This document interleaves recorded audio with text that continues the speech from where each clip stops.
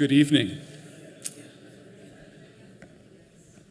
Welcome. Thanks, everyone, so very much for coming out this evening and on a still slightly too cold and certainly too wet evening, warming the place up. It's really lovely to see Piper filled to the gills. Thanks for coming out. As you know, annually in the spring term, we host the Kiley Lecture. This is meant to recognize the work of an internationally significant figure in the practice of landscape architecture in honor of Daniel Urban Kiley. And I'm very pleased to be able to welcome and introduce this year's Kiley Lecture, James Corner. James Corner, as you know, is founder and principal of James Corner Field Operations based in New York. He's also a professor and until recently had served as chair of landscape architecture at the University of Pennsylvania. When I was thinking about what I might say by way of introduction, it's easy to say, of course, that Jim doesn't need an introduction to this audience. You know his work. But I wanted to just take a moment while I had the mic and say something a little bit more personal. While I wasn't per se Jim's student, I was a student in architecture at the University of Pennsylvania at a moment in time when I had the opportunity to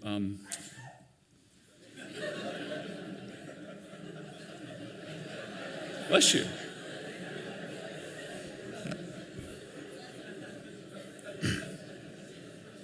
There's something about the unrestrained enthusiasm of this audience that I love already. When I was a student at Penn in architecture and running up against the limits of my own discipline, I had already become aware of this other funny little discipline, landscape architecture, both as an undergraduate and also in graduate school. People like Laurie Olin would regularly sit on our reviews, and of course Ian was rattling around in the building, and Ann Spurn was there as chair, and so it wasn't unavailable. Having said that, it was clear to me in retrospect that the field that I came to know of landscape architecture was as much as anything else. It was really the landscape architecture, the discipline and the profession that existed in Jim Corner's imagination. It was first in Jim's capacity to articulate and to imagine this field and its potential that I began to imagine that there was some future for myself in it. And in that context, I'm one of dozens, hundreds of us who have been influenced by Jim's work, his teaching, his practice over the course of many, many years. I can count scores of influence of this kind here just in the front rows here in Piper. And so beyond my own personal indebtedness to Jim, it's nice of you to be here. It's been too long. Nice to have you here. And while we've been flying different colors the last couple of years, it's also an important moment to come together as a discipline and as a field. In that regard, I guess what I want to say more professionally and less personally has to do with the impact of Jim and his thought and work on our field over the last 2 decades. In a range of spheres. First, beginning in research. Of course, the field that we exist in is unimaginable absent the writings, research, scholarly attention of Jim Corner. Beginning with a series of impactful and well-circulated journal articles in the 1990s, a series of chapters, culminating in his book project, Taking Measures Across the American Landscape with Alex McLean, and then his anthology, Recovering Landscape, a few years later. Jim's work really consolidated and reimagined a field that was perceived by some, at least, to be under-curious and slightly moribund intellectually around the edges. Equally, his impact in teaching and pedagogy, academic leadership would be hard to overstate. It's inconceivable to think of the culture of teaching in our field, to think of the position of institutions nationally and internationally without Jim's teaching over the last 2 decades and his leadership role at Penn. I can count among us dozens of students, many of whom are now members of our own faculty, and many of whom have gone on to their own quite significant international careers. Equally, of course, Jim's work has been quite impactful in practice, and while he's still a young man, he has obviously had an enormous impact, both through his unbuilt work and through his built work over the course of the last decade, winning an astonishing array of awards and honors internationally. It's my estimation that there's no one single individual in our field today around the world who's had as consequential an impact in these three areas as Jim has. Please welcome James Corner.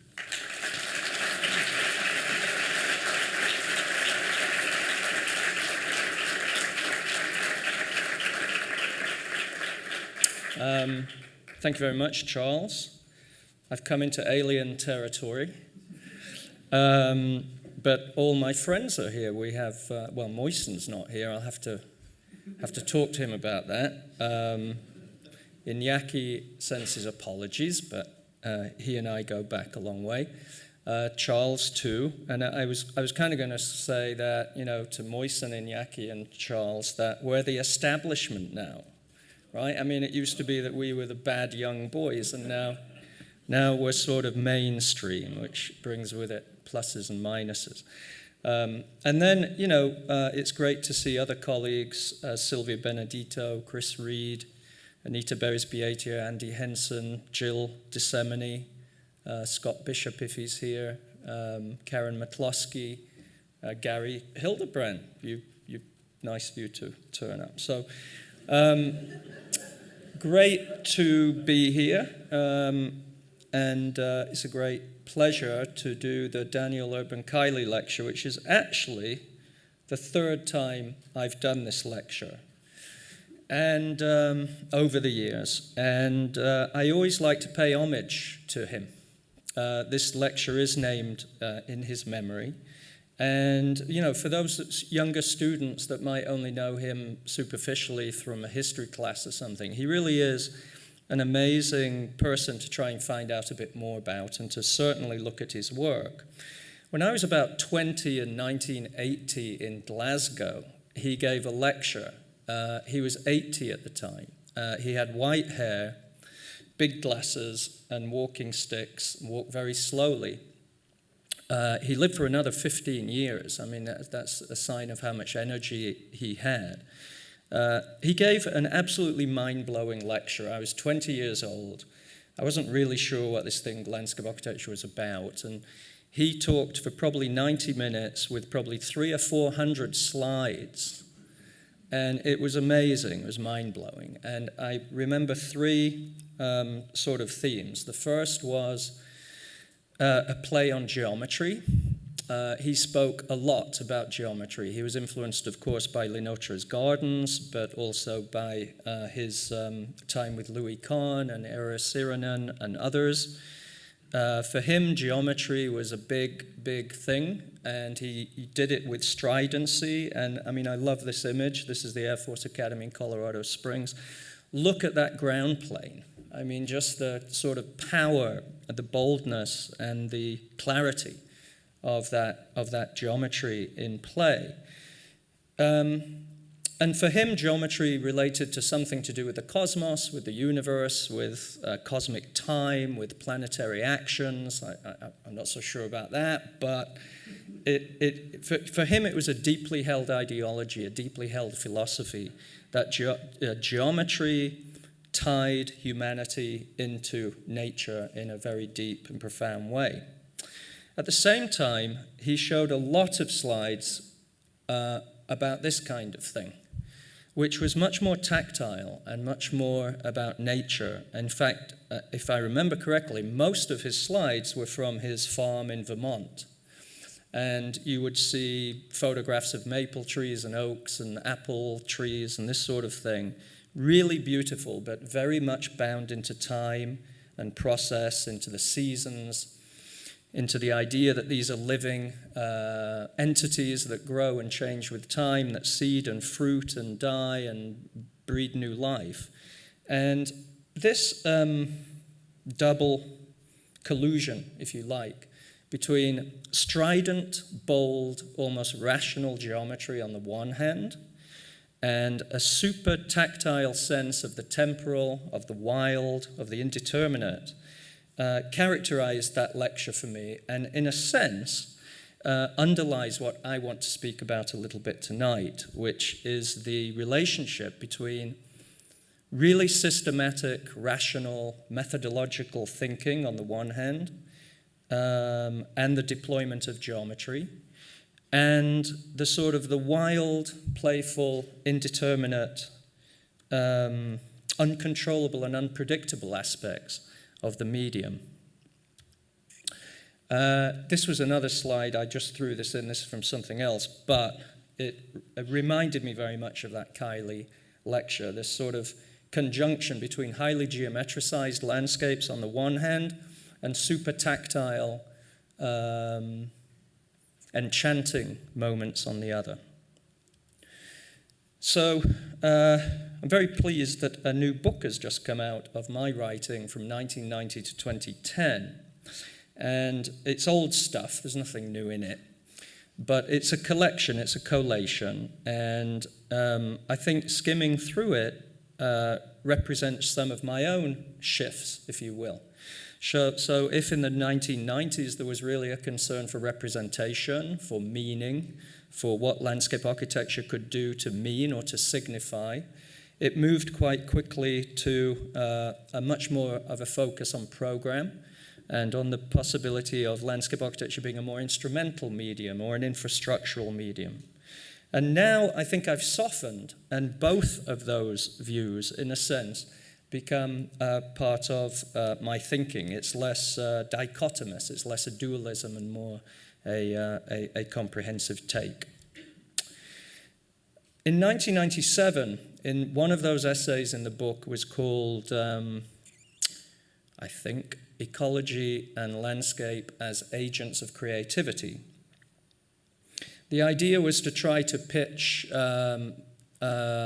creativity and ecology on the same medium, on the same plane, to take ecology out of the domain of science, or where it's mainly held, and to bring it into the sphere of culture, and to take the idea of creativity out of the domain of art and to move it a little bit into the field of science, so that ecology and creativity are something that are seen together and seen synthetically. The frontispiece to that essay is this image by Max Ernst. It's a painting by Max Ernst called The Bewildered Planet. And I love this image. On the one hand, it shows Ernst's fascination with geometry. There are many, many drawings he made which are about all sorts of geometrical overlays and overlaps. In this case, these elliptical orbits of planet Earth, repetitive, systematic, but at the same time slightly errant. Something in the system shifts. There's a degree of unpredictability, a certain amount of play. There's a very important book for me called Creative Evolution by Henri Bergson, in which he has a beautiful sentence that says, "The role of life is to inject some indetermination into matter." He says that matter is nothing more than the deposit of life, as if life is this ongoing agent, this ongoing energy that leaves behind deposits, and those deposits are matter.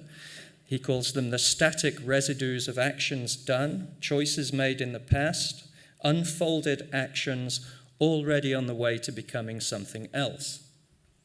So in the context of design, we could begin to think that design itself has agency. It produces these deposits, and these deposits have effects in time and propel forward.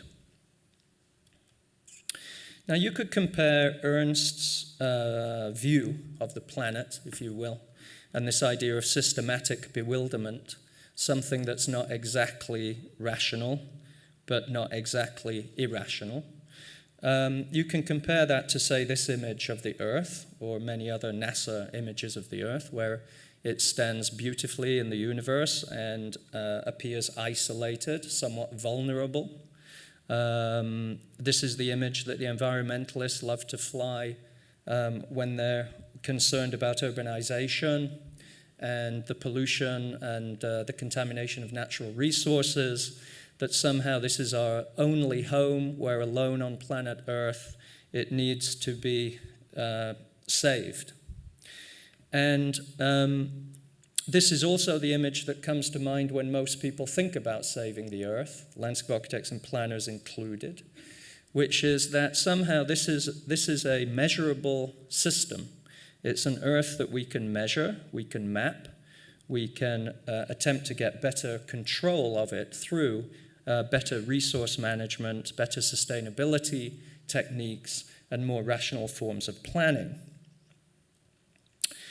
In that essay I just cited in 1997, I go on to discuss various approaches towards ecology, two of them in particular, what's called the resources conservationist view.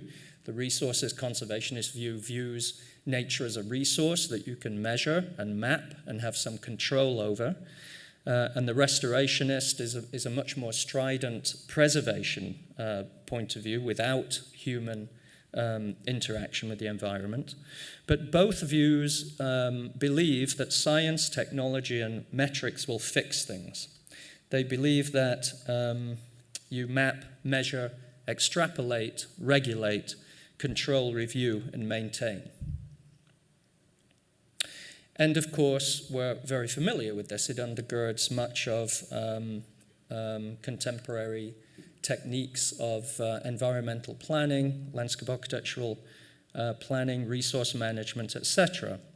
In this case, mapping different zones or different conditions, McHarg's methodology in design with nature, and the sort of quantification and characterization of all resources available to us and a mapping out of all of their interactions and their values.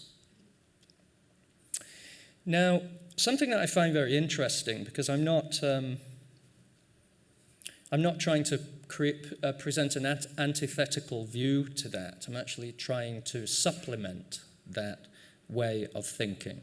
And one way that I find very interesting as a mode of supplementing the rational, systematic, technological mindset is the sort of play that you can do with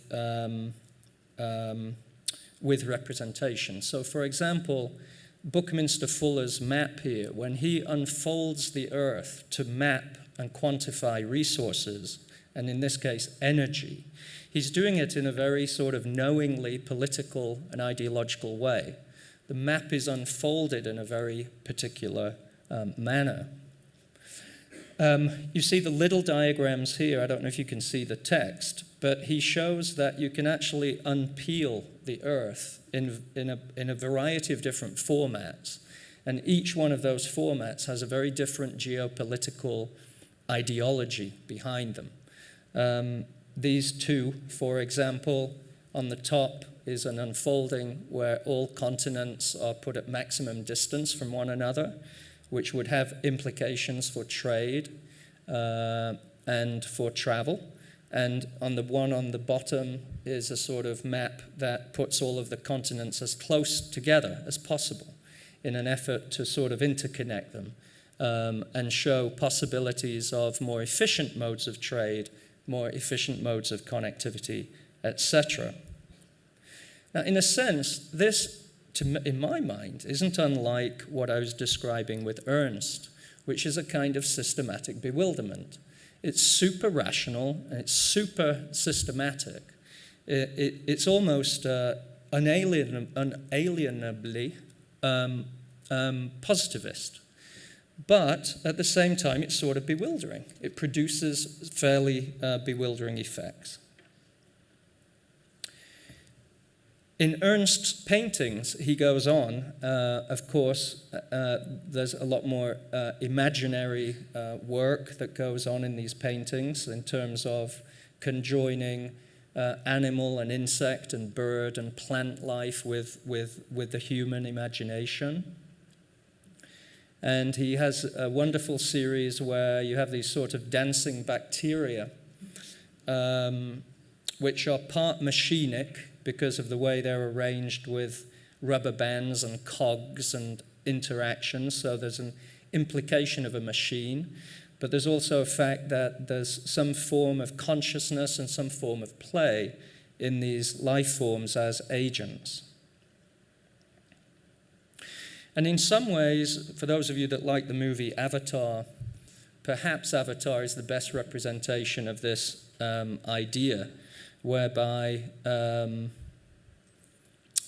ecological wholeness is where humanity, people, politics, ideology, stories, everything is bound into one multiplicitous, interacting whole. One change in one part of the ecosystem has an effect throughout and pulses throughout the entire system. And of course, beauty comes into play. One of the most striking things in Avatar is not only the sort of, ideological content, the storytelling content, but also it's just extraordinarily beautiful. These floating islands of stone with vegetation and falling waterfalls in the clouds. So this gets me to a transformation, if you will, where, and I'll show this in a couple of projects, or try to present projects along these lines. And that is to say that on the one hand, it's really effective to be systematic, to be rational, to think through what the problems are and to try to solve them using technological means. But on the other hand, you can really advance your work a lot more by also conjoining that with the imagination and with trying to find new forms of interactivity. In this case, with Francis Bacon's technique of transformation, where the face has sort of become something else, or in these three-step thing, which I'm not going to elaborate, but I thought it was useful to just point to this. Three different ways in which I think we tend to approach projects. One is through treating the site as a species, if you will. So here you have species reproduction. So you could look at a landscape architect like Michel Devine, for example, who is treating the site as something to be continued. The site has a legacy, it has a history. Any action that we do today continues that. It's a little bit like species advancement, species formation, or plastic surgery. A second type might be what we call a hybrid. When you think of something like Haussmann's boulevards, here he's overlaying the boulevards onto the fabric. There is no speciation here. There is no respect for the history and the existing field of Paris. The boulevards are literally just superimposed, and it forms a kind of a hybrid. But the hybrid over time, we go to Paris today, these boulevards seem wholly natural, as if they've always been there. Over time, you get a sort of morphing of the two forms, morphing into something that becomes natural, quote unquote. Sometimes scarily so.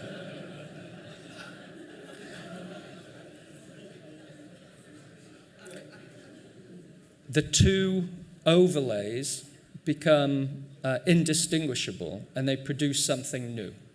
Now, with regards to site work, these two methods seem to be fairly familiar and pervasive in landscape architecture. The first, you pay a lot of attention to the site, you respect its legacy, you draw from as much information as you can, and you try to extend it or extrapolate it or reinterpret it towards a destiny that almost seems like it is its inevitable destiny. In the second case, it's really a practice of overlay that seems jarring and alien and foreign at first, but begins to naturalize or grow into something familiar. In this regard, in the landscape tradition, think of the Claude glass. The Claude glass was really a painterly mirror in the landscape that just distorted distorted the view of the landscape to such a degree that it was believed by the connoisseurs that it improved the view. But the view is really just a distortion. and led to things like Repton's before and after paintings, where you have an existing landscape and you can somehow improve it. And again, you look at, say, Duisburg Park by Peter Latz, and you have a naturalization, a sort of alien foreign juxtaposition of plant life and nature on this toxic, derelict, post-industrial blast furnace site. That's an overlay, that's the Obama Bush thing. But the two grow together to become naturalized. There's a third format that is less popular with landscape architects, more so, and more popular with architects, but I'm generalizing because I think landscape architects have picked up on this more recently. And let's just call it the clone. And the clone is really something that's got nothing to do with anything apart from an enabling structure. So in this case, the grid is simply overlaid on the continent of the United States. And think of all those different topographies and ecosystems and habitats and cultural conditions. The grid is a very autonomous device that gets overlaid on an existing terrain and then produces, over time, a set of effects. In this case, settlement effects, farming effects. In the case of Lower Manhattan, the grid is a very powerful enabling tool. It actually enables the settlement to take place. It has nothing to do with species on the one hand or with hybrid on the other hand. It really is just clonal. And it's very powerful. Most of our landscapes, including Kiley's, I would argue, are clonal in the sense that the geometry is an overlay on a terrain it pays little regard to, but then produces something very effective. So, coming back to this idea of systematic bewilderment and this range of things I'm just trying to put on the table. I'm trying to put on the table the idea that as designers, we need to be concerned with design, with form, with geometry, all of those good things Kiley spoke about, and at the same time concerned with all of those tactile, beautiful, enchanting, poetic experiences of just being in the world, which isn't always rational. And how do you begin to understand how geometry, in a sense, deploys different forms of experience with regards to the natural world? So, going back to the taking measures work, a lot of this really had to do with looking at how geometry and form and settlement pattern, whether it was in the Native American instance here of the Hopi tribes in Arizona, that the entire settlement pattern is really related to solar cycle, to where the sun rises and sets in the summer and the winter, and how the entire deployment of doors, windows, openings, grid alignments, and everything is completely queued up with the cycles of natural time. Similarly, in the cave dwellings, the idea is the winter sun is very low, so it lets sun in to warm the dwellings up in the winter time, and in the summertime, the sun angle is high. It keeps the cave in shade and is therefore cooler. Pueblo Bonito is another example of a geometrical formation that is super, super precise with regards to solar moments at different times of year, cued into very practical things. These tribes were literally wanting to know what time of year it was for the optimum time to plant their corn or to harvest their corn. So they relied on the natural calendar of the sun, and the architecture and the geometry is really cued into all of that. And you could even say that there are modern examples of the deployment of geometry to better ground humanity into cosmic time.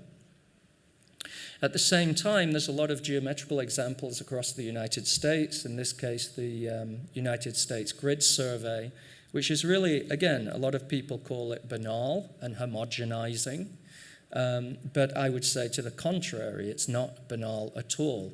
Almost every plot is different from the other. It's just like the Manhattan grid. Every block is different from the other.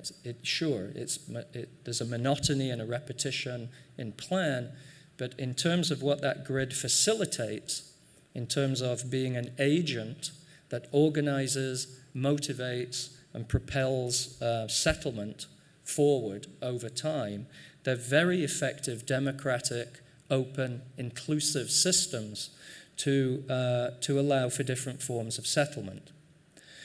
You can also look at the various agricultural patterns, which are paying a lot of respect to contour, to soil, to hydrology, and of course they're beautiful, but they're also at the same time super practical.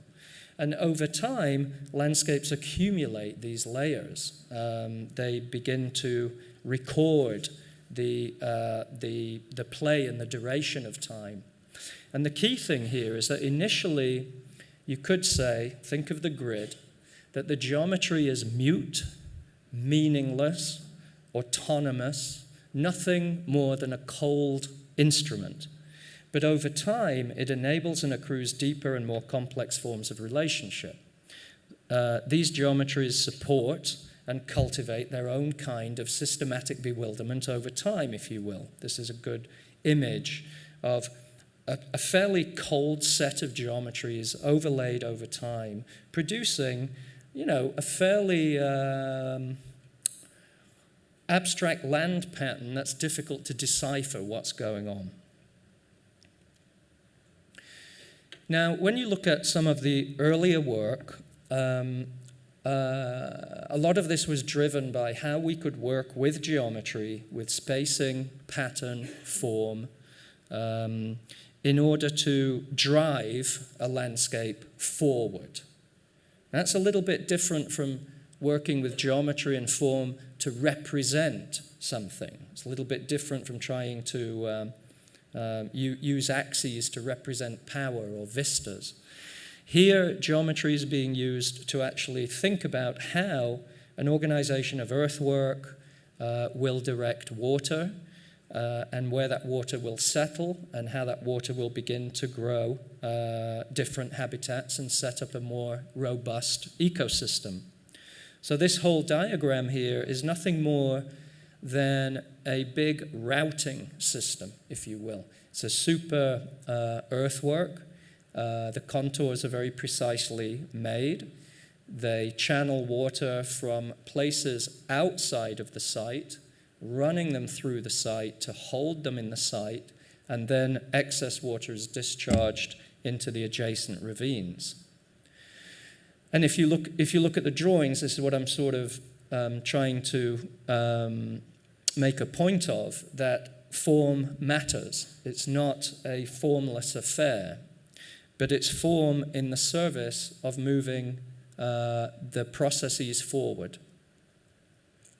And the model and the idea then that these different water collection basins, by using a sort of a ridge and furrow system, the furrows would be wetter, the ridges would be drier. You could produce two different types of ecological habitat that would grow in there.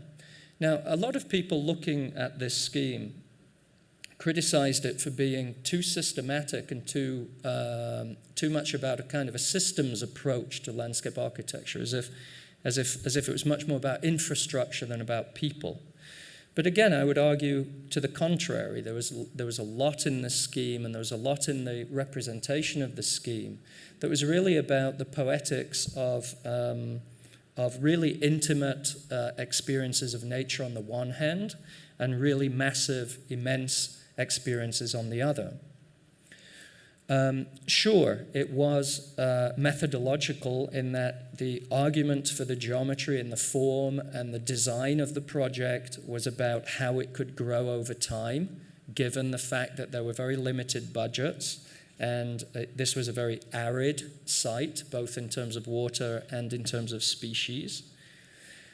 And so there was a lot of what looks like, I suppose, systematic techniques to drive this project forward. And those systematic techniques include critical flow charts and phasing diagrams and interactive organizational structures in terms of how different people and programs would interact, and a sort of a map on the bottom of which indicator species would you be looking for, because those indicator species would indicate site improvement. So on the one hand, yes, it is systematic, but on the other hand, it was also about creating these extraordinary settings, that these places would grow to have this combination of wetness and moisture juxtaposed against really arid prairie-like meadows. That on the outside of those nests, you would have these very big landscapes, very open with massive long horizons. A similar approach was at Fresh Kills Park, 4 square miles of landfill, very difficult land to think about how to make this into a park, just technically. And I think of the 5 design proposals, most of them designed this as you would design a park. They were designed as park master plans. And we thought that was not the way to go because that was impossible. This was too big, and too complicated, and too challenging to be able to build a park in a short duration. Firstly was its size. If you overlaid it on Lower Manhattan, this is the size of the site, 4 square miles. Second is its technology. It's really a series of landfills that are built out of clays and overlaid with layers of vinyl and with gas lines. I mean, this is a super engineered landform with very, very bereft engineered soils and a single species of grass. And so part of our idea was, how do you begin to transition these huge landforms into ecological systems? So this was one idea which was not about importing new soil, but about growing and building new soil. So this is a little seed implanting machine that embeds, allows seed to take root in the soil. And then over time, the organic material from those investments would be plowed back into the soil and reinstate some of the organic qualities and allow for time a process of recolonization. This was a difficult idea to convey to people who were thinking more in terms of a normal park, because we were trying to say that this needs to be a park that's understood in various stages. And in the early stages, it's going to be more like an agricultural landscape, more like visiting a farm. This is really a place where we're making soil and new organic material and tree farms. And only in the later stages of the project will it grow into something that's more designed, providing amenity for people. So this was an idea to sort of stage the park over time, highly systematic analysis of the landscape infrastructure, a sort of a systematic approach to how the landscape could be managed and made, and the sort of ecological biodiversification of the site according to slope and aspect and wetness and soil type, etc., and producing a site master plan. But at the same time, this was not just a systematic project. It was also a poetic project. We produced this image, which is really a map of the site, roughly. You can see the way the creeks go through the middle. This is sort of a remade map of that figure. It's got something a little human about it. It conveys the idea that this is not your ordinary park. This is a park that is more about life and more about something that's going to change and grow over time. The city of New York loved this for 6 months or so until they decided that, until a staff member said that there's an anti-abortion lobby on Staten Island. and therefore this image connoted something unfortunate, and therefore we shouldn't use it. So there you go, the play of images in the political imagination in terms of, what we thought was something very benevolent and generous and life-giving transformed into something negative. But the point is that Fresh Kills has never only been about methodology and system. It has also been about the poetic agenda of what it means for life to reinstate itself, to biodiversify over time, and what sort of landscapes would you make to do that.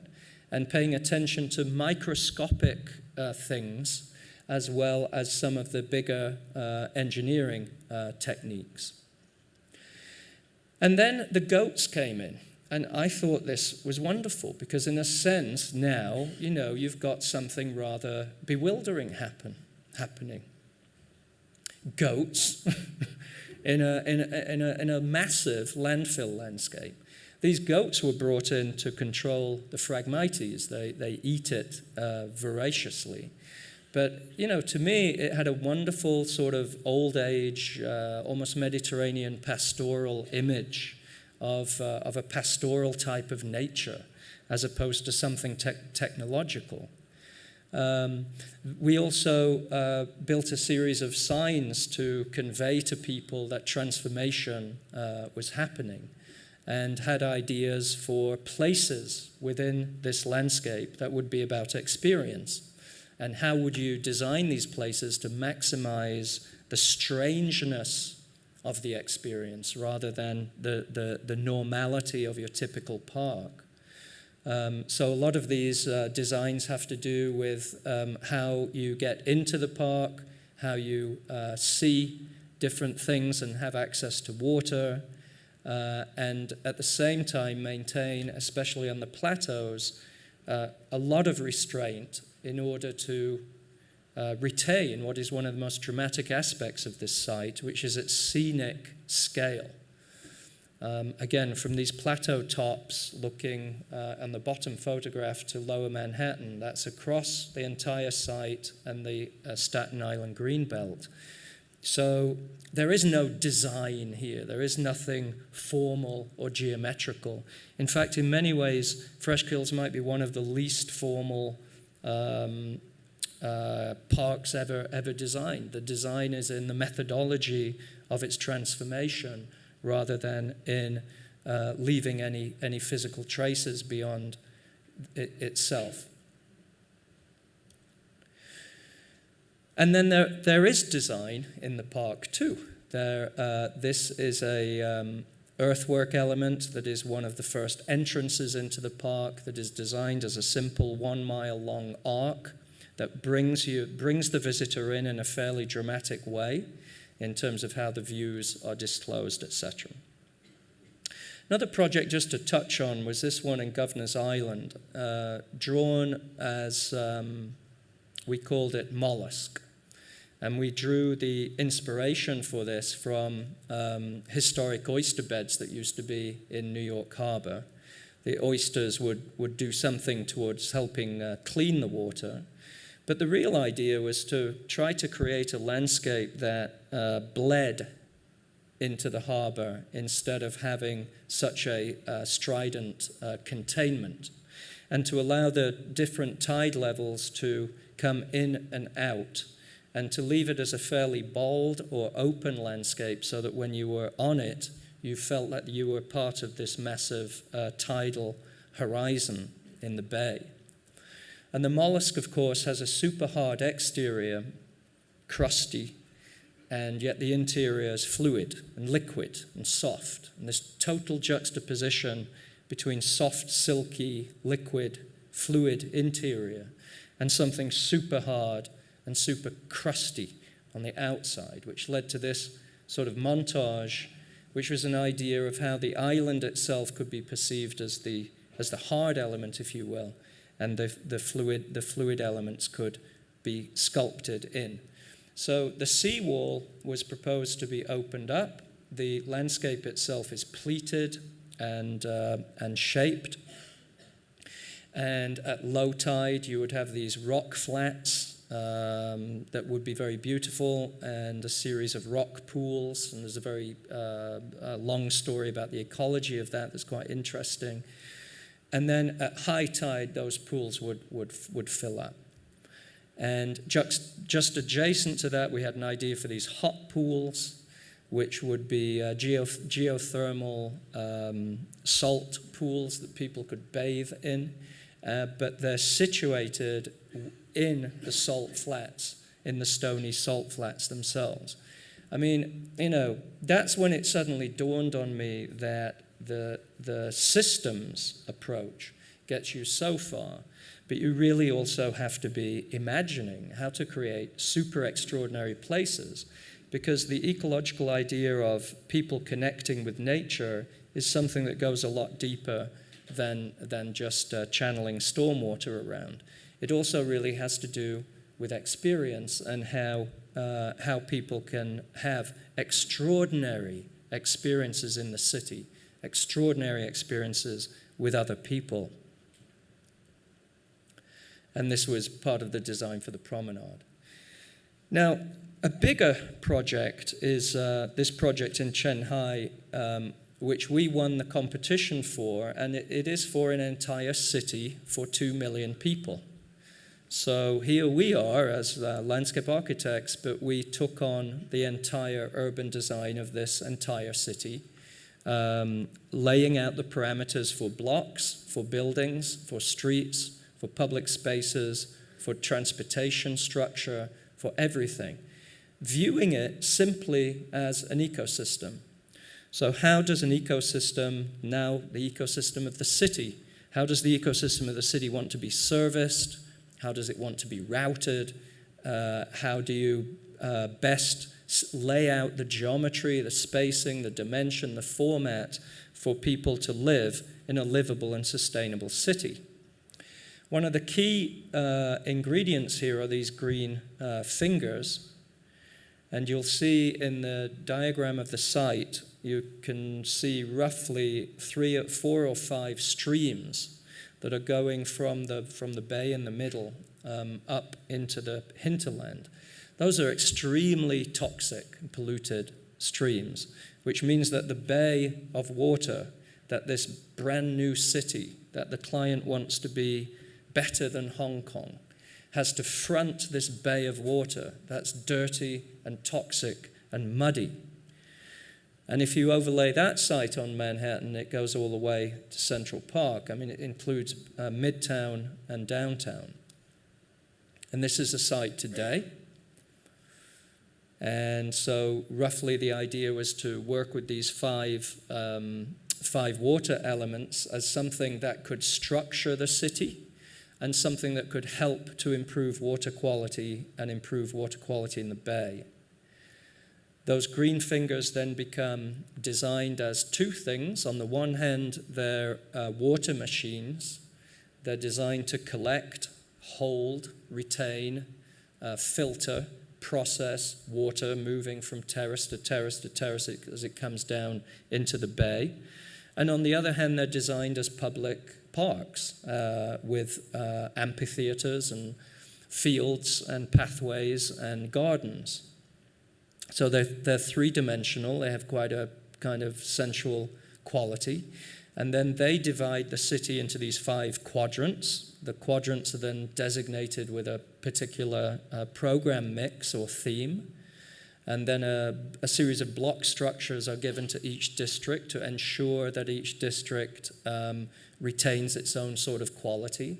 These blocks, by the way, are 1/8 the size of a typical Chinese block in an effort to try to promote walkable urbanism as opposed to what you get there, which are massive blocks separated by 8 lanes of traffic and then isolated developments, mini developments which really aren't interconnected. So the scale of the grid and the scale of the blocks are very important to make sure that this is an interconnected city in terms of its tissue. We did a variety of massing studies just to demonstrate how the city could promote mix and avoid another problem in Chinese cities, which is to simply put the housing in one place, the commercial area in another place, etc.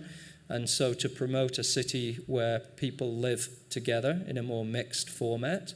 And then a series of transit hubs on a ring, with the idea that those transit hubs are also major civic spaces in the urban fabric. So when people are coming and going out of those transit systems, they're coming and going into and out of public spaces. And that set of diagrams, that logic, if you will, produces the diagram of the model.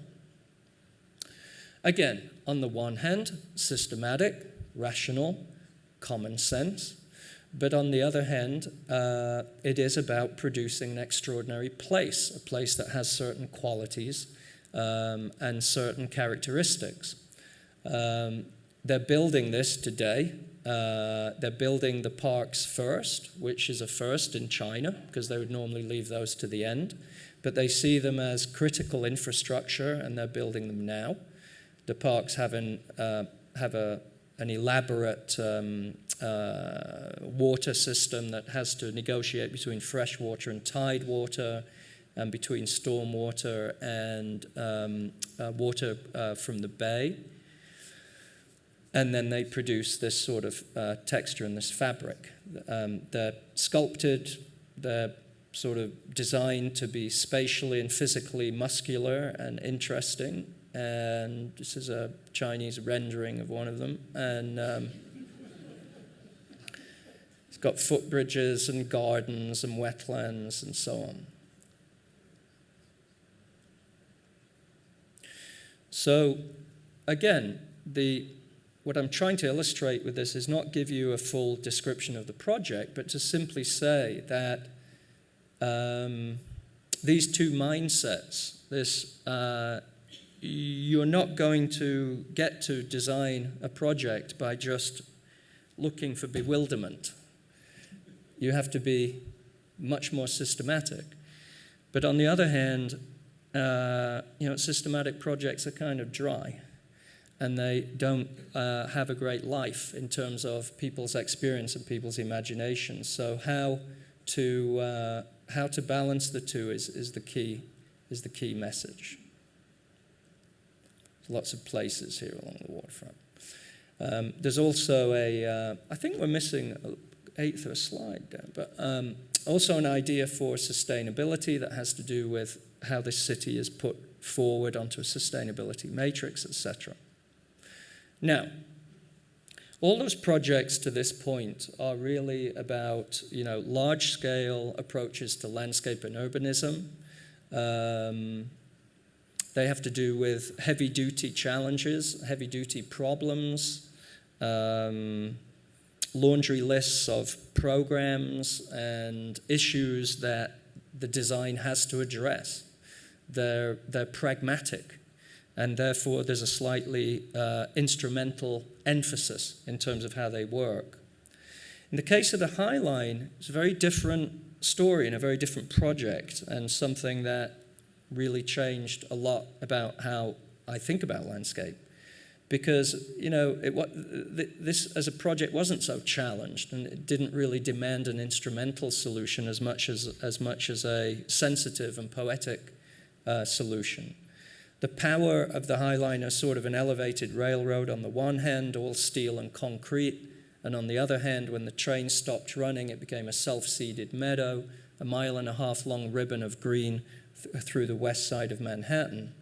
And all we wanted to do was to drop a new layer on that, and that new layer would be essentially the paving scheme.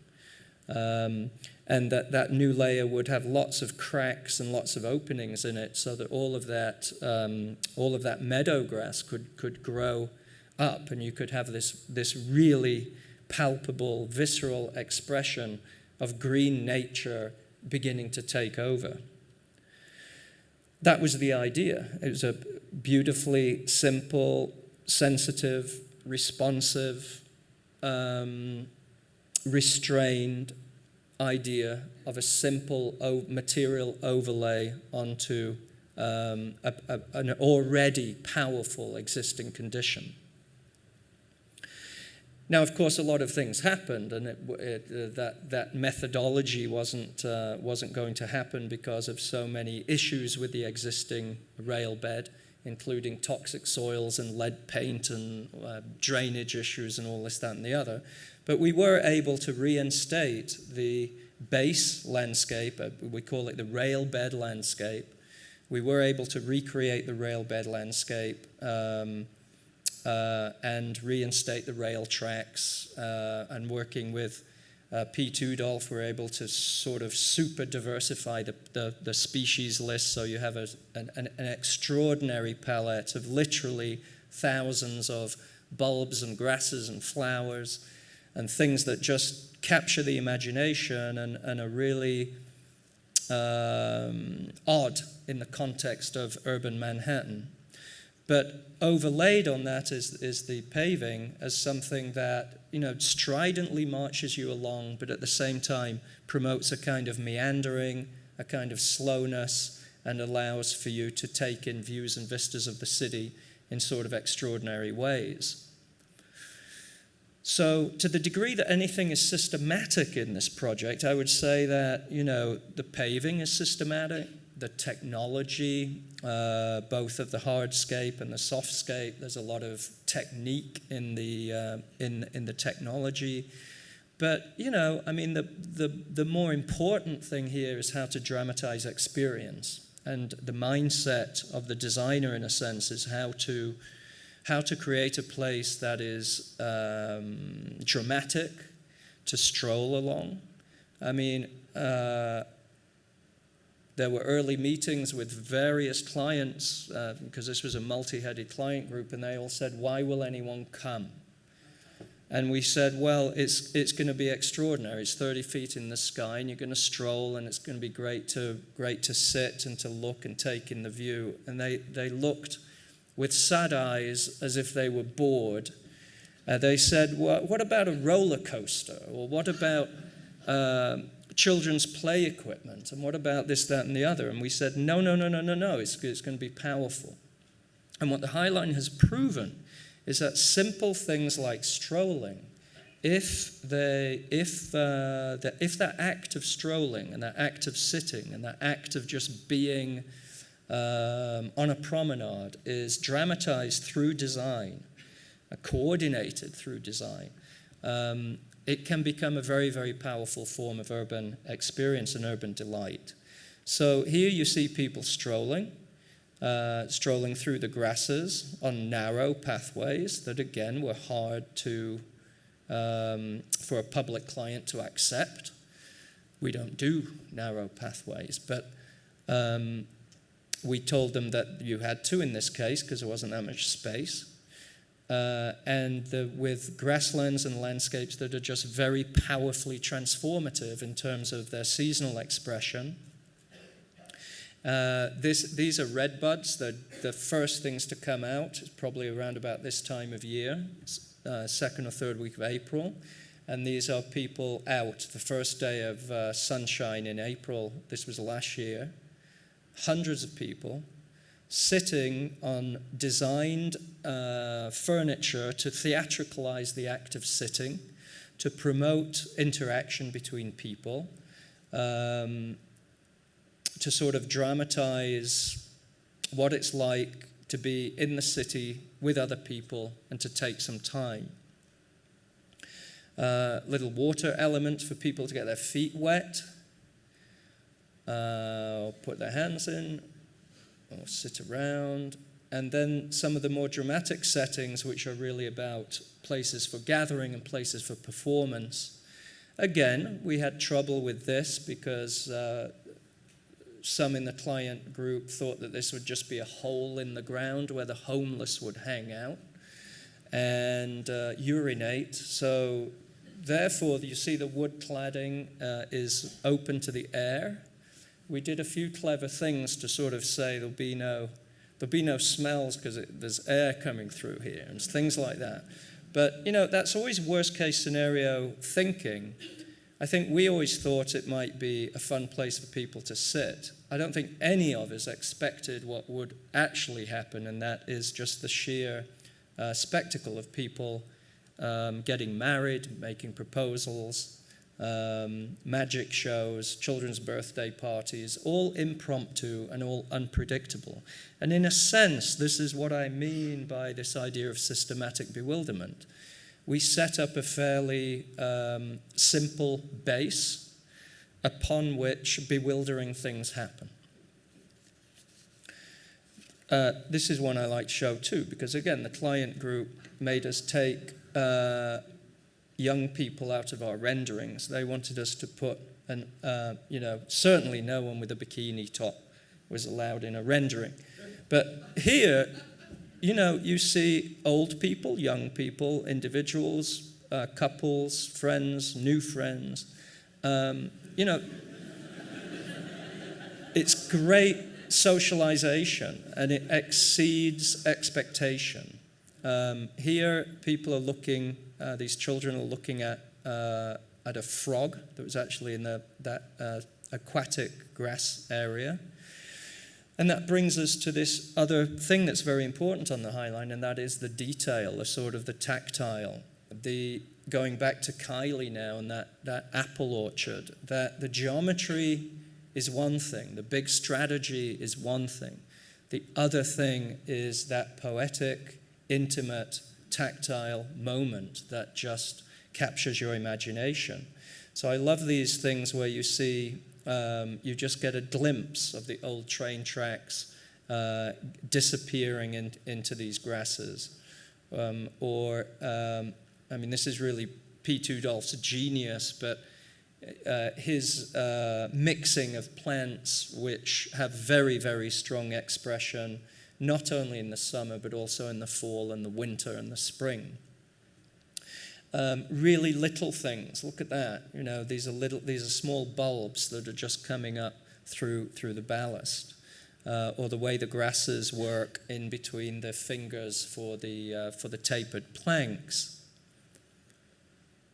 And then you start to see how it's used, and it's used by people coming up for outdoor classrooms to study urban nature, for beer gardens and for food events, for stargazing, for fashion show from Fashion Institute of Technology, community food events, and this is Vietnamese Day, to public art on adjacent buildings, as well as art installations on the Highline that are rotated. This is another art piece on the third section. And towards just people watching and framing people in the city. This glass window is very effective for, I guess we always thought of it as a window to look out of. We never really thought of it as a window that you would look up into, but it's very effective in that way. It frames people, and it turns people into exhibitionists. And they love to be in the window, or in this frame, or in this hotel window.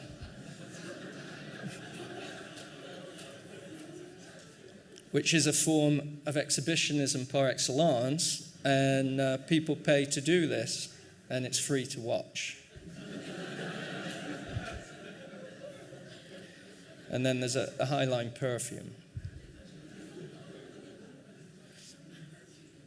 So what I'm trying to get at with this transition, in a sense, from some fairly technical, large-scale, complex projects is just, in a sense, what we learned from the Highline is just the joy and the delight of what design can do when it's really just focused on the theatricality of public life.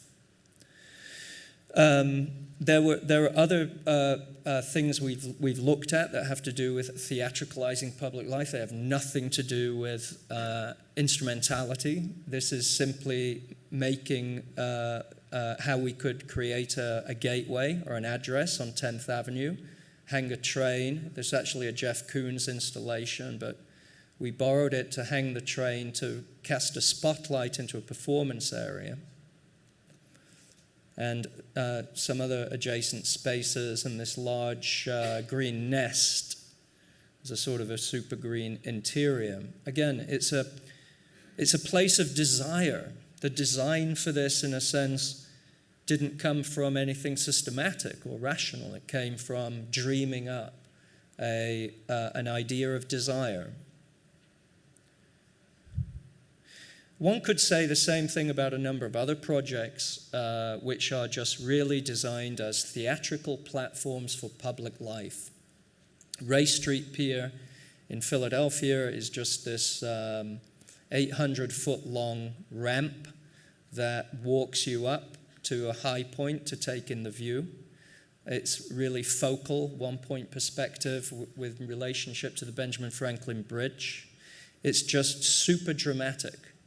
And when you get to the top, you get amazing elevated views out, up and down the river on axis with the bridge. This just opened in Miami, the Miami Art Museum Plaza, a whole series of sculpted places and nooks and crannies for people to sit and to mingle. We're very proud of this in Santa Monica, series of viewing pavilions here, but this is part of a larger park that's about 8 acres on Ocean Avenue. You can see here the entrance going into the park. This used to be a flat parking lot, and part of the idea was to sculpt this park into a series of topographic hills that would capture significant views around the place. And it's really super, super successful. There is an ecological story here to do with stormwater and to do with biodiversity and to do with this, that, and the other, but the real story is the drama it creates for people. It's extremely popular with people of all ages, coming for all sorts of reasons, whether it's to just look at the gardens or to just sit and have a chat, or to play in the water, or to just gather for a community event, or to get on the hilltops and go into the pavilions for photo ops and for these sorts of focal views, this one looking at the ocean. Queen Elizabeth Olympic Park just opened in London this past weekend. It's a huge park designed for people. It's less about green space and more about a series of spaces for events and for programming. The promenade is the key component here. It's a sort of strategy, if you want to call it that. And then me and Prince Harry. And Mayor Boris Johnson. And this just opened last week to massive fanfare, and on opening day, 10,000 people came from all walks of life, and not just to look, they actually came to use it, to hang out. It was a really successful occasion. Climbing and stuff, and this mirrored, reflective underpass. Seattle Urban Nature, working on Seattle's waterfront. Nicollet Mall, 1 mile long streetscape in Minneapolis with new public spaces. And Hong Kong's waterfront here, developing really a sequence of public places along Hong Kong's waterfront. This is a long story, but Hong Kong is remarkably and surprisingly bereft of public space. It doesn't celebrate its waterfront. This is really the first investment they're making in opening up that public realm into new park amenities and new sort of theatrical spaces. We have these big red pavilions here that raise people up and create two theatrical platforms on this pier. So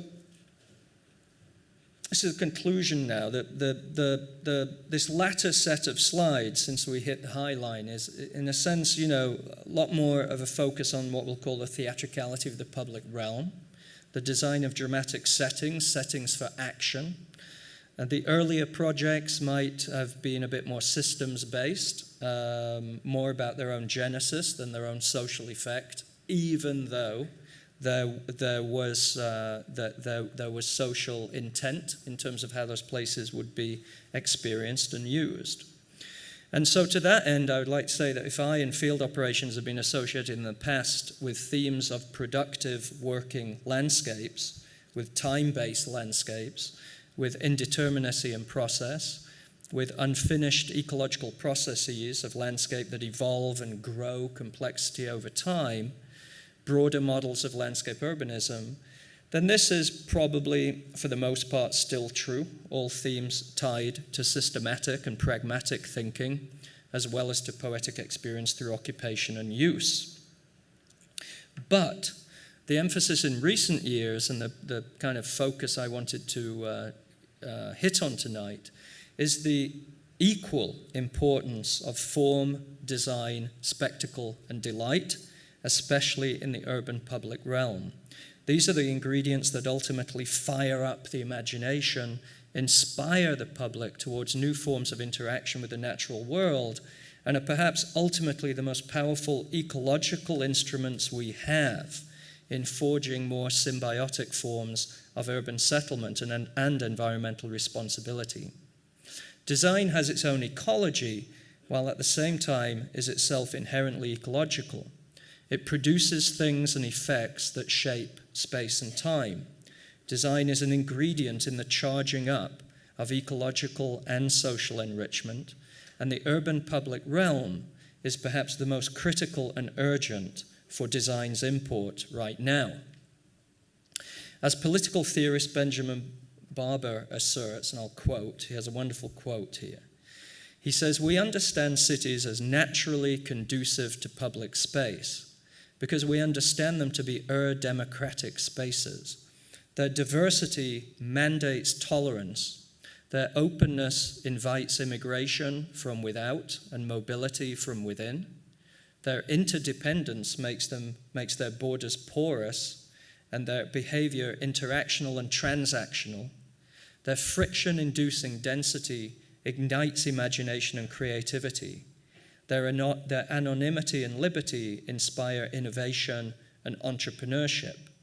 He's arguing for the primacy and the importance of the public realm in the city today, and he goes on to lament the increased loss of the public realm in the city today through surveillance and through over-regulation of public space. However, with regards to his notion of interdependence, codependence, transactional porosity issues in the city, you could say the same for a healthy ecosystem. Its very systematization is what produces bewildering effects, qualities, and changes over time. Similarly, the city, and especially the urban public realm, is a designed ecosystem that demands porosity, mobility, interconnectedness, and a sort of open platform that is both anonymous and spectacular in its effects. This is the most urgent task for contemporary landscape architecture, landscape urbanism, and design more broadly, and I urge you all to work more hard to make our public realm what it needs to be. Thank you very much.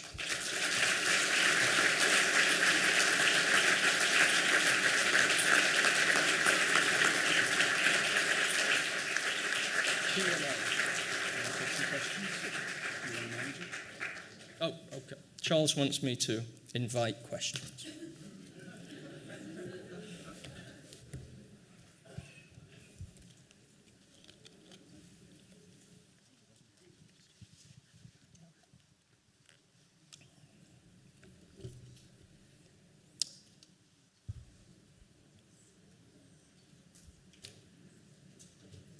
Yes, there's a hand up over there. It's me, a joke.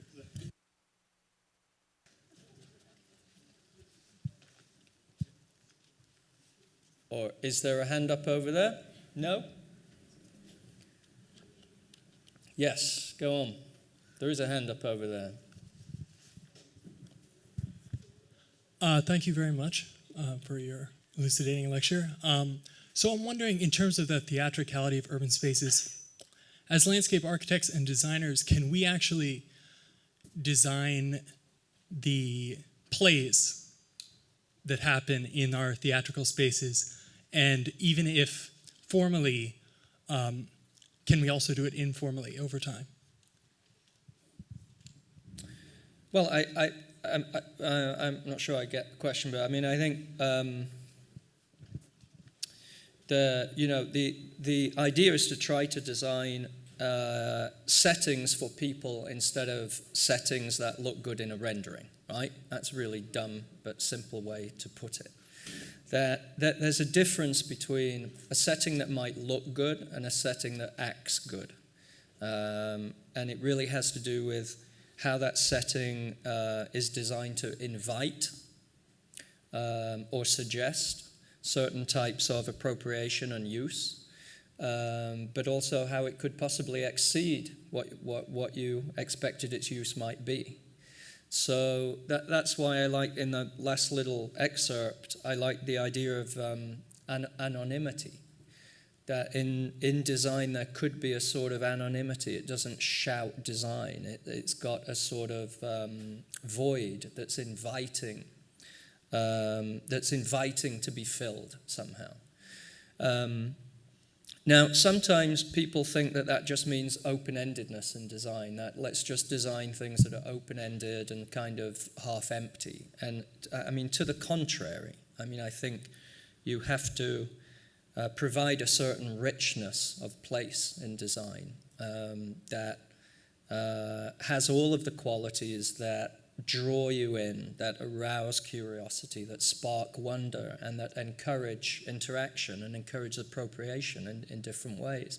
So design does count, but it's a different, I think it's a different notion of design than just formal coolness. I think it has to do with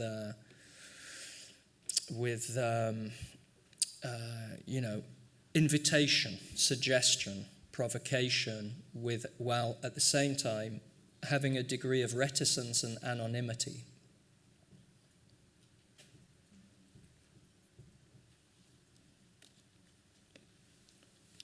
Hi, James. Thank you for the lecture. I think it was very insightful in terms of the work that you're doing right now. I guess I had a question about the two large projects that you presented, the Fresh Kills and the Shenzhen project, which they seem to be about the similar scale. Is that right? One of them is slightly bigger than the other. And my question, the city's twice the size of Fresh Kills. Right, but you use the scale of New York City. Mm-hmm.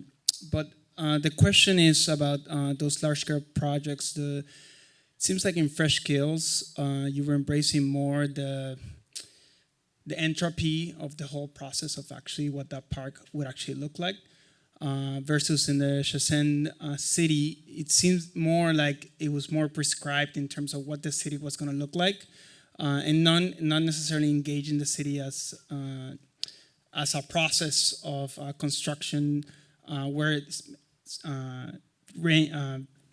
future speculations of how that city might be built or how the market might behave would actually fluctuate. So could you talk a little bit more in terms of, do you foresee the Shenzhen project being built as you presented us? And could you perhaps comment on how that relates also back to, because the two projects, you're developing them at the same time, and it seems to be kind of the two different strategies to approach large-scale projects. No, it's a good question, and it's a good observation that there are these two types of project generally. One is so focused on the methodology of generating something and less concerned with its look, and another is really trying to push for a certain look or finish. In the case of Shanghai, of course, I mean, all those buildings are going to be developed by different architects over a long period of time. So those are just placeholders. And some of those renderings we didn't do, the client did them. And of course, what the client is trying to do is to present the best foot forward to encourage investment and to encourage developers. So they will give their renderings a certain look in order to do that. With regards to the landscape spaces, say the green fingers, in that particular case, it is important to us what they look like. You know, that, we're dealing with engineers over there who think that there's more efficient and more cost-effective ways to build a drainage channel. So being able to argue why it needs to work a certain way, why it needs to be shaped a certain way, why this shape and why that shape, and how it works sectionally, and the kinds of amenities and programs it supports is part of the argument, and that does require a lot of work into what it looks like. At Fresh Kills, there are two stages to that project. The earlier stages in the master plan, there are a lot of renderings of what it looks like, but they're fairly wild, because we wanted to promote people's appreciation for what the site is today. It's really kind of extraordinary today, but it doesn't look like anyone's expectation of what a park should look like. So what we wanted to do is to try to improve or encourage people to appreciate the beauty, the found beauty of the thing. This happened on the High Line, by the way, with Joel Sternfeld's photographs. Prior to Joel Sternfeld's photographs, local residents wanted to pull the thing down. They saw it as a visual blight, and they thought that there were just weeds. It was just weeds and dereliction and darkness and drugs and homeless people and all of this. The Friends of the High Line hired Joel Sternfeld, who took some really beautiful, melancholic sort of photographs. And these photographs became exhibited, and he made a book.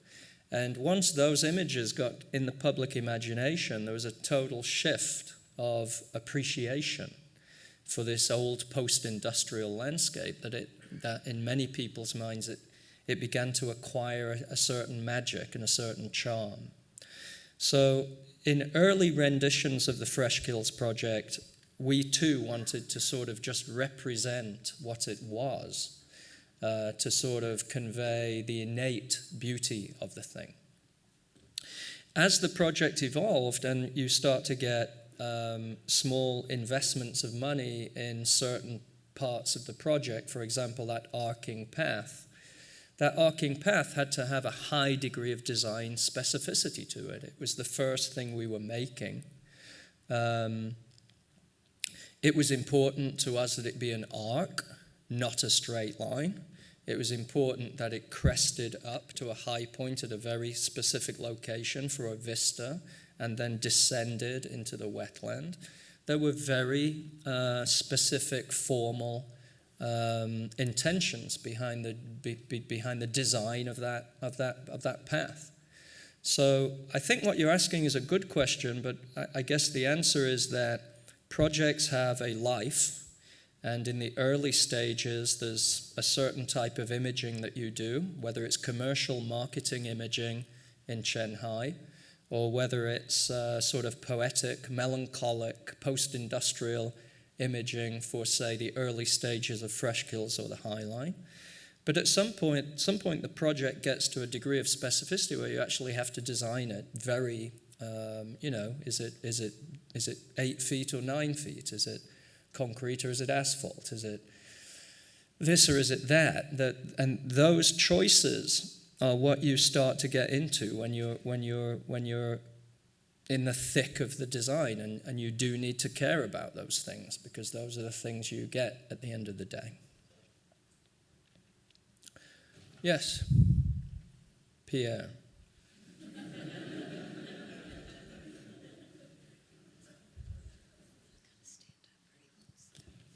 Thanks, James. That was a great evolution, and also evolution and array of your work this evening.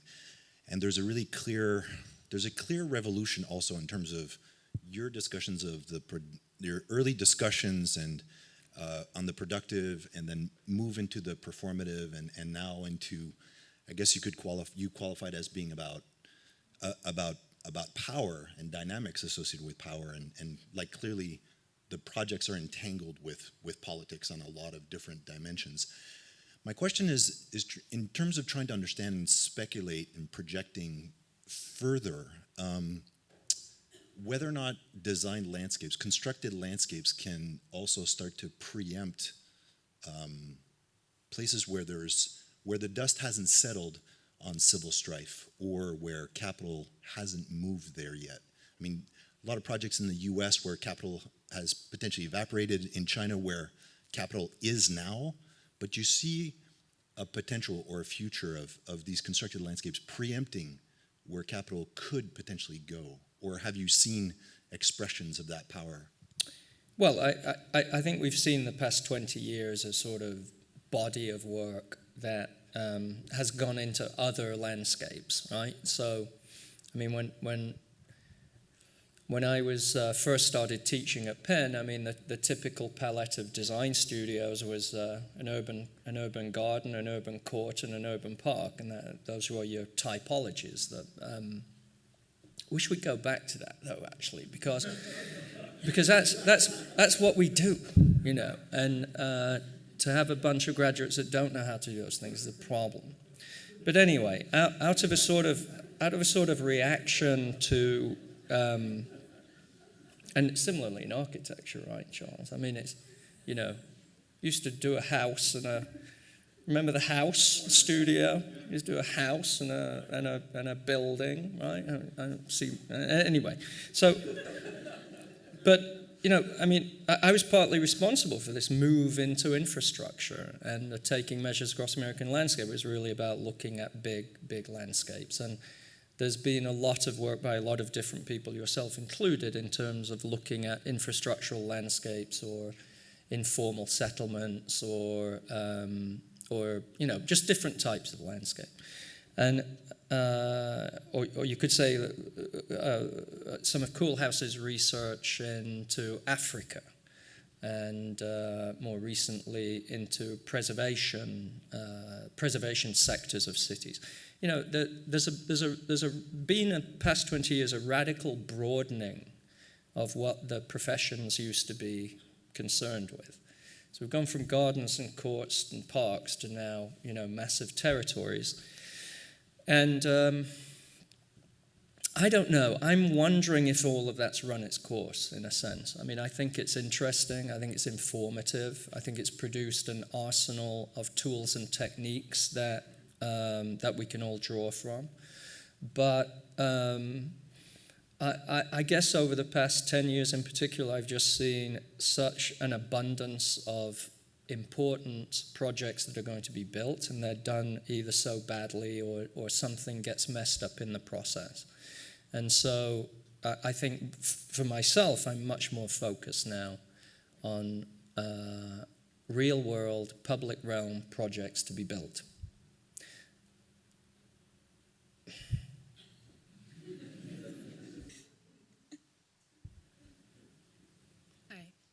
It kind of feels old-fashioned because I kind of feel like I've gone back in time.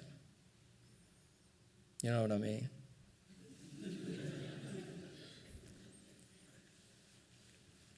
Hi, thank you very much for the lecture. I wanted to ask you to speak a little bit more about your understanding of form. In previous writings, you've positioned form in opposition to process. Process allowing more open-ended results.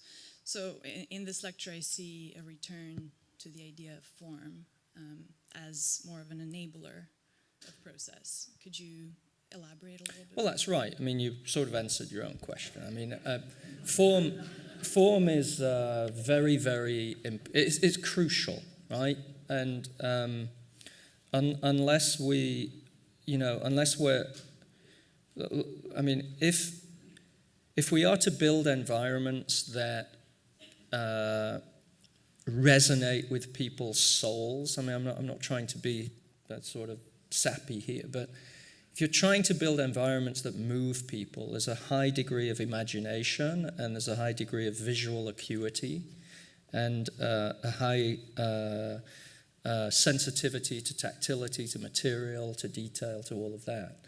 And to get from A to B in a project, you have to make drawings. So inevitably, there's form. You just can't get around that. Form counts, and it has to count. I think what we were all reacting to in the late 80s and into the 90s was a fairly limited notion of form as being form for form's sake, and form is the only content, and silly arguments about informal versus formal, or curvilinearity versus rectilinearity, based more or less on either aesthetic preference or ideological preference. Modernist, whatever your ilk of ideological positioning was, you favored one formal vocabulary over another. I think we've now moved a long way, and this is partly a good way, a positive way to build on Pierre's point, that by looking at infrastructural landscapes and by looking at informal settlements and by looking at a lot of other types of landscape that aren't necessarily designed, you start to understand that the forms and the patterns that you see there and the materials have certain agencies. They do things. I'm fascinated with grids because grids really do things. They do a lot. And how you space them and how you dimension them and how you array them set up totally different types of possibility for processes of settlement or for processes of growth or emergence or whatever. So yes, form is really super duper important, and I think it's moved over the past 20 years from more or less an aesthetic consideration to now a much more what do forms do? How do they perform? What kinds of interactions do they promote? Going back to the first question about the design of public space, it is a formal matter because you're trying to set up certain types of interrelationship. When you have a dinner party, do you want to do a linear table or a round table? Because that choice will promote a different type of interaction. So form counts, eyes count, judgment counts, scale counts. I'm having a good time. Let's have one more. So, one more. Jim, All right, go on. Can I have the last question? So you talked about, and you might have just answered my question, but we'll see. You talked about the progression from the systematic to the systematic bewilderment, and I'm wondering how much can you design for the bewilderment, and to how much is that something you can predict? Well, is it just left to chance? I really, really want bewildering effects. That's what I want. I want maximum bewildering effects. I want puzzlement, curiosity, wonder, delight, pleasure. Things to be different from one visit to the next, to the next. Things that become unpredictable and uncontrollable because you've let go of them. So your dinner party around the linear table begins to do its own thing. That's what I like. I don't like the idea of setting up the dinner table and expecting everybody to behave themselves in a predictable way, right? So for me, bewilderment is critical. I also think it's critical for a sort of philosophical point of view too, which is what I was trying to say at the beginning with the whole ecological thing, that Ernst's Bewildered Planet, I mean, that's a much more empathetic, generous, open mindset towards how the world works than the NASA photograph. which is, it's not a very open image. It's a loaded image that's fairly, has a lot of constraints in terms of how you connect, and also forces a sort of scientism and a sort of metric-based approach towards how you view the world. It doesn't promote bewilderment. It's beautiful. You look at planet Earth, the movie Gravity, it's beautiful. But it doesn't promote bewilderment. And the same, you compare it to, say, the scenography in Avatar. You have a much more sort of beautiful, but at the same time bewildering setting.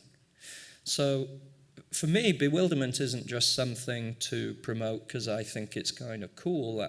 It's because I think it's actually a mindset that's necessary to approach things in the world with an open mind and to sort of enjoy the indetermination and the freedom and the open platform of things, and to not be so tyrannical or so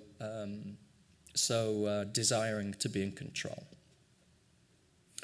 So bewilderment is important. And how do you get there? The irony is you'll get there through being super systematic.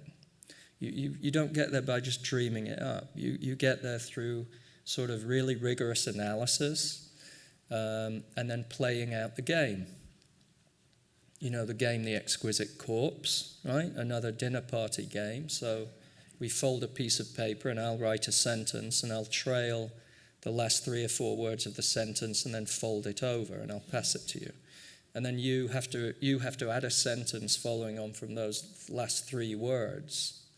And then you pass it to somebody else and they follow it on. And so then you open it up and you read it. And in a really uncanny way, it's often legible. It somehow makes sense, but it's an absolutely uncanny, unpredictable set of linkages and associations. So that, to me, is a kind of an ecology. It's an ecology of one thing being passed to another, having an effect, having an interpretation, producing another. You start to unfold it and you begin to get something that's really extraordinary. One more question, if there is one.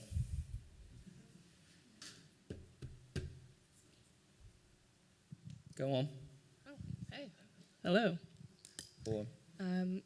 I guess the question that I've got is more in reference to this idea of the value that's often placed on highly systematic work that leans a little more toward numbers and measuring and that sort of thing, in comparison with the challenge of bringing value back to bewilderment, and how do you communicate that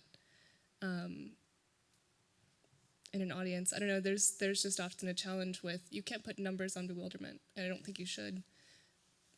But how do you, like you were talking about the photographs of the High Line, and how that brought this new view of opportunity to the High Line that couldn't really be measured any other way? Well, true.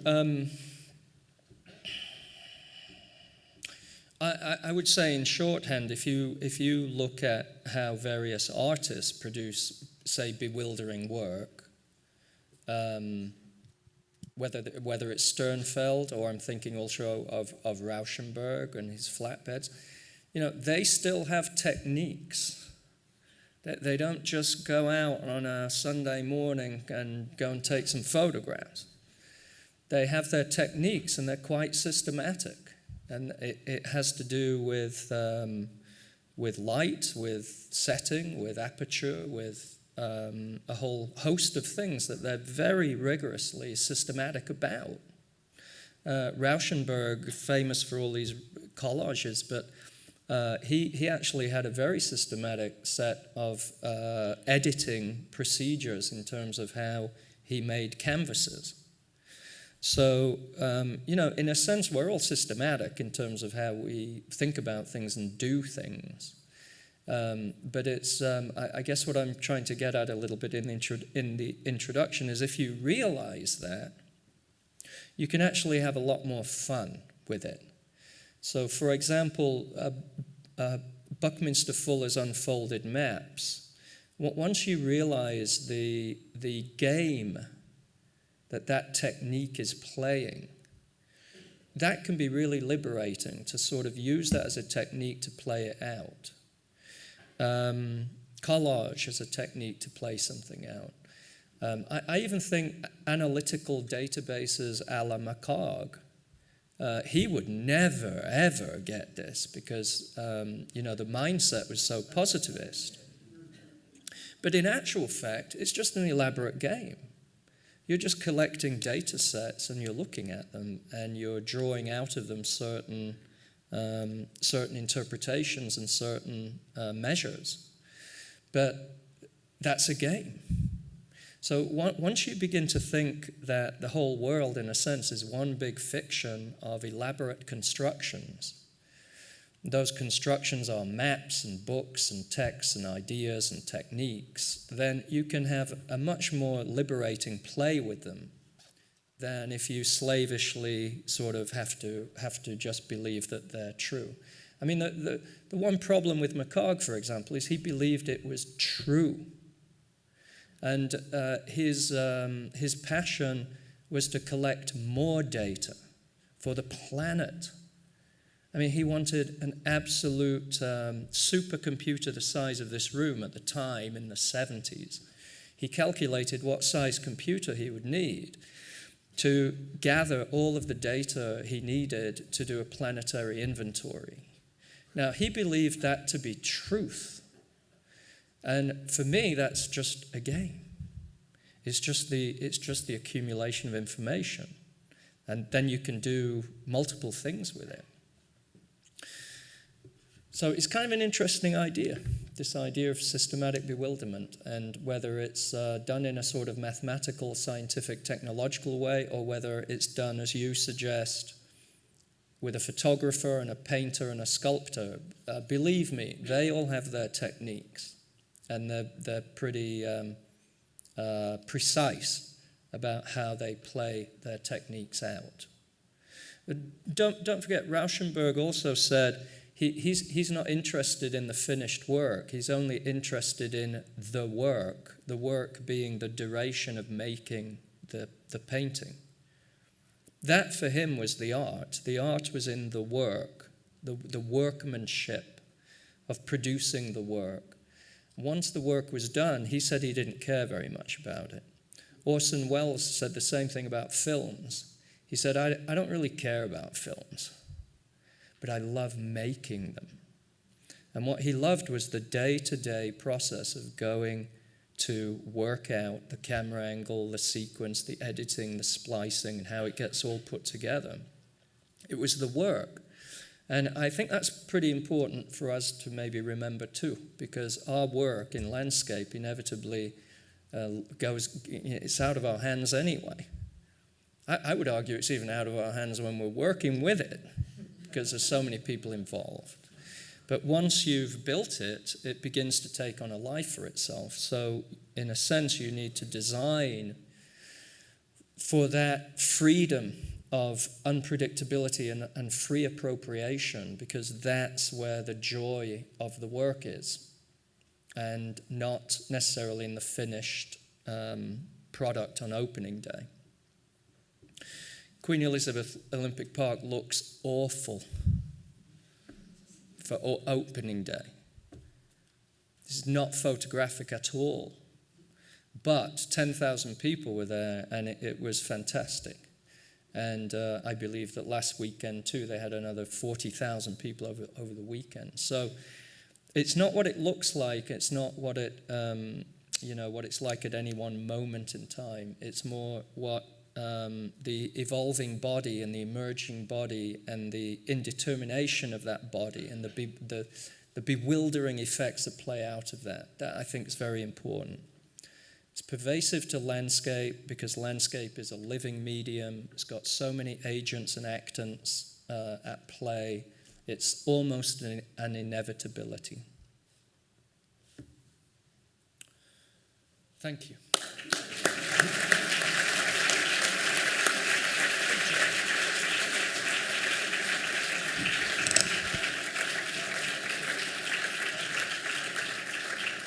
given the prominence of the dinner party table configuration in 40% of your responses, I feel as though we have an obligation to get you to dinner. But first of all, on behalf of the school, thanks very much, Jim, and thanks to all of you.